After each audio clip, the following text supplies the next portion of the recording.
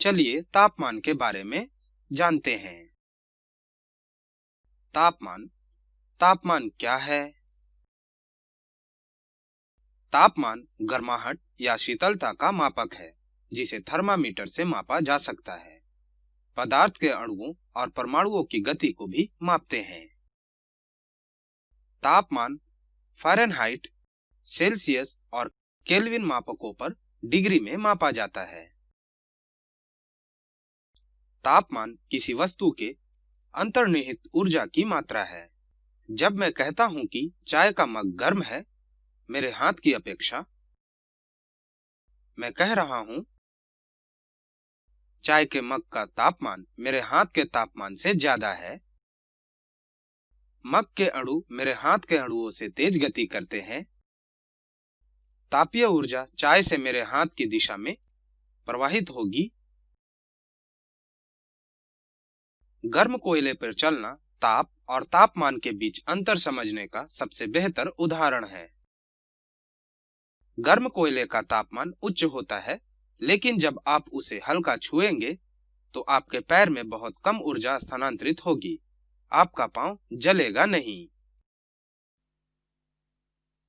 एक बार जब विशेषज्ञ कोयले पर कदम रख देते हैं तो वे तेजी से चलते हैं, रुकते नहीं हैं।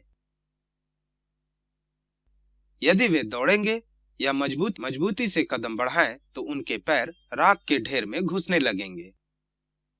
जितने हल्के से चलेंगे, पैरों की उंगलियों के बीच अंगारों के फंसने की संभावना उतनी कम रहेगी। प्रत्येक कदम 1 सेकंड या उससे भी कम का होना चाहिए। कोयला गर्म हो सकता है, लेकिन ऊष्मा को स्थानांतरित करने में वे अच्छे नहीं होते। उनकी ऊष्मीय क्षमता कम होती है, इसलिए चलने वाले को जलाने में यह लंबा समय लेती है। यह वैसे ही जैसे 400 डिग्री फ़ारेनहाइट तापमान वाले ओवन में आपका हाथ फंस जाए।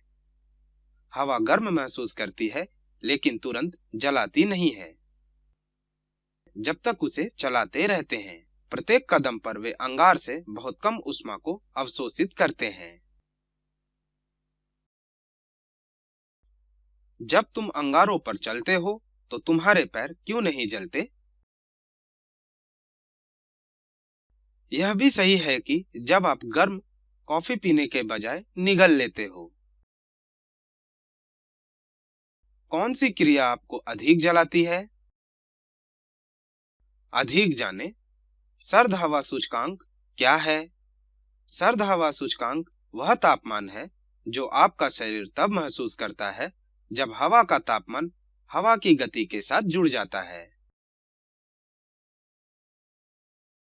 अधिक जाने, अगर दो वस्तुएं एक दूसरे को छूती है तो ताप गर्म वस्तु से ठंडी वस्तु में प्रवाहित होता है जब तक कि वह समान तापमान पर हो। गर्म वस्तु के अणु की गति धीमी हो जाती है और ठंडी वस्तु के अणु की गति तेज हो जाती है जब तक वह समान गति से गतिमान हो और दोनों वस्तुओं का तापमान बराबर हो। उदाहरण के लिए, अगर आप अपने मुंह में एक बर्फ का टुकड़ा डालें, आपका मुंह ठंडा हो जाएगा और बर्फ का टुकड़ा पिघल जाएगा।